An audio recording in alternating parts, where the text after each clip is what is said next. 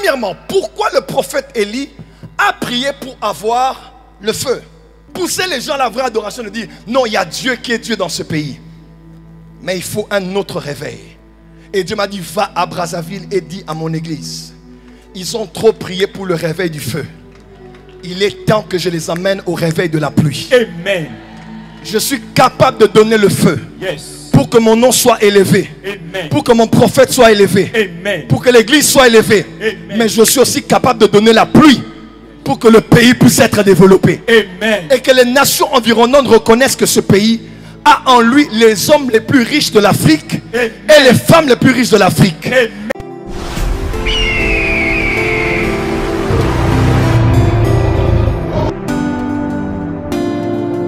1 Roi chapitre 18, nous avons deux prières, que dis-je, deux invocations que le prophète Élie fait. En invoquant deux éléments qui se retrouvent dans ce qu'on appelle les 4 éléments.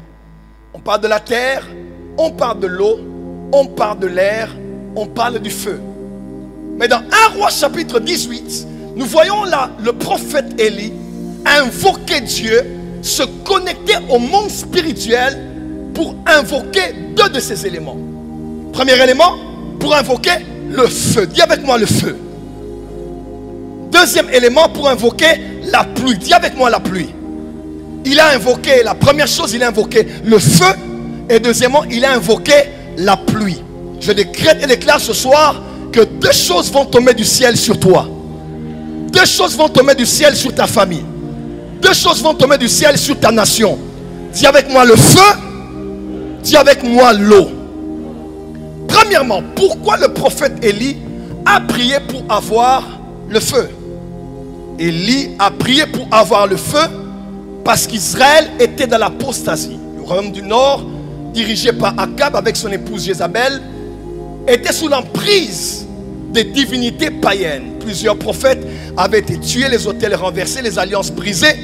Et ceux qui ont survécu étaient sous la garde de Abdias et étaient cachés dans des cavernes. Ils étaient nourris d'eau et de pain et ils étaient gardés 50 par 50. Élie invoquait le feu, pourquoi? Parce que le feu devait relever un défi spirituel. Il fallait que le monde voie un seul est Dieu. Il fallait que le monde voie qu'un seul est au-dessus de tous les Elohim. Il s'appelle Yahweh. Ce miracle de feu qui descendait devait emmener un réveil qui allait pousser Israël de quitter la face de clocher des deux côtés et d'être un peuple corrompu, un peuple apostat. Il devait revenir à la foi au vrai Dieu et il devait revenir à la vraie adoration. Le feu devait descendre pour un réveil spirituel. Dis avec moi, le feu devait descendre pour un réveil spirituel. Pourquoi le prophète Élie est allé au sommet de la montagne et a commencé à prier pour que la pluie descende? La pluie devait descendre après que le feu soit descendu, parce que n'oubliez pas, à part la foi qui s'était égarée au vrai Dieu, ce même peuple vivait une saison de sécheresse. Après 3 ans, la puissance économique était à terre. Ce pays avait un sérieux problème. Plus d'imports, plus d'exports, plus de clients, plus de vendeurs, plus d'usines de transformation. Pourquoi? Parce que cette terre était principalement une terre dans laquelle on pratiquait l'agro-pastoral. Vous vous rappelez avec moi, au commencement, Caïn et Abel ont donné vie à 2 enfants.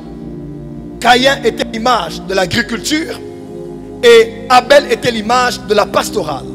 Parce que Abel était berger et Caïn était agriculteur. Et c'est d'où vient l'agro-pastoral. Ma prière, que Dieu te donne une terre où tu auras des champs.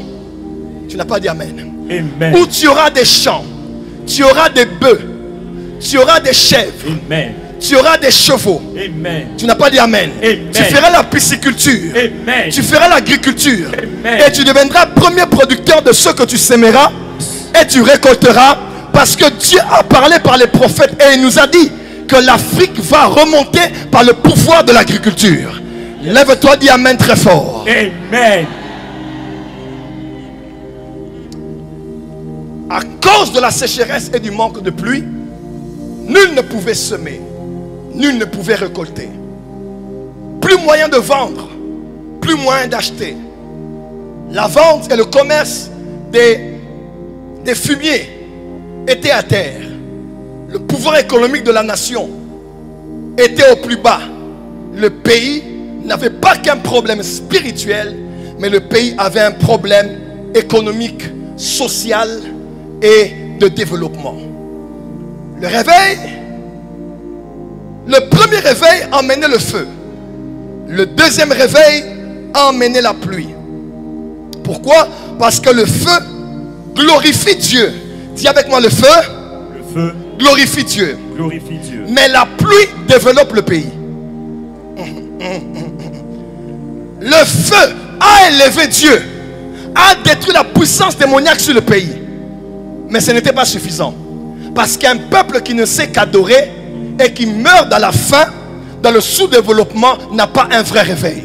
Dis à ton voisin, il faut un autre réveil. Il faut un autre réveil. Dis à ton voisin, du voisin, après le feu, il faut un autre réveil. Il faut un autre Donne high five à ton voisin, dis je veux le feu. Je veux le feu. Mais je veux aussi la pluie. Mais je veux aussi la pluie. Le feu établissait la victoire sur les agents de Satan. Mais la pluie établissait la victoire sur la sécheresse du pays. Le feu élève Dieu, mais la pluie élève la nation. Le feu pourvoit aux besoins d'Élie, mais la pluie pourvoit aux besoins de la nation. Élie a demandé le feu pour qu'on sache que Dieu est Dieu, mais aussi que son ministère soit témoigné.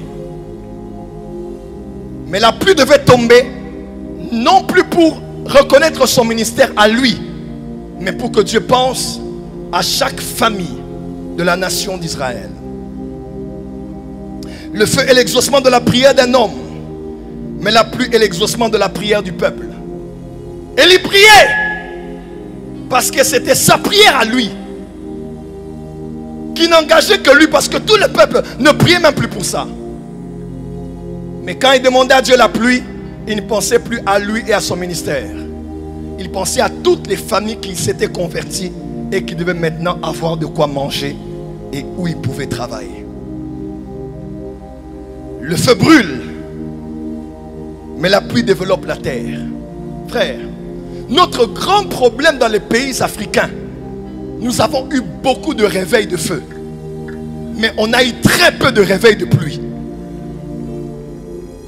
Feu, fire, fogo, tia, mazo, moto, moto, moto. Tu es à l'arrêt, tu attends le taxi qui ne vient pas. Tu n'as pas de voiture. Tu marches jusqu'à la maison avec le feu de Dieu et le feu de l'esprit. Dans le congélateur, il n'y a rien. Tu regardes ton mari te regarde. Il dit Karanza Maebi. Cet évangile s'arrête. Yes. À part le feu, je veux la pluie. Amen. Frère, si tu n'as que le feu, tu auras le mot d'estomac. Rababababababa, chakakaka, rabababa. Moi je dis dans mon église, il y a des gens qui n'ont plus le droit de tomber. Il y a des gens qui tombent et qui se relèvent, qui tombent. C'est encore quoi les sous-sorozwa mbata. Feu. Le feu est l'image du réveil charismatique. Chasser les démons, adorer Dieu, guérir des malades, prophétiser, pousser les gens à la vraie adoration, de dire non, il y a Dieu qui est Dieu dans ce pays. Mais il faut un autre réveil. Et Dieu m'a dit, va à Brazzaville et dis à mon église, ils ont trop prié pour le réveil du feu. Il est temps que je les amène au réveil de la pluie. Amen. Je suis capable de donner le feu. Yes. Pour que mon nom soit élevé. Amen. Pour que mon prophète soit élevé. Amen. Pour que l'église soit élevée. Amen. Mais je suis aussi capable de donner la pluie pour que le pays puisse être développé. Amen. Et que les nations environnantes reconnaissent que ce pays a en lui les hommes les plus riches de l'Afrique et les femmes les plus riches de l'Afrique.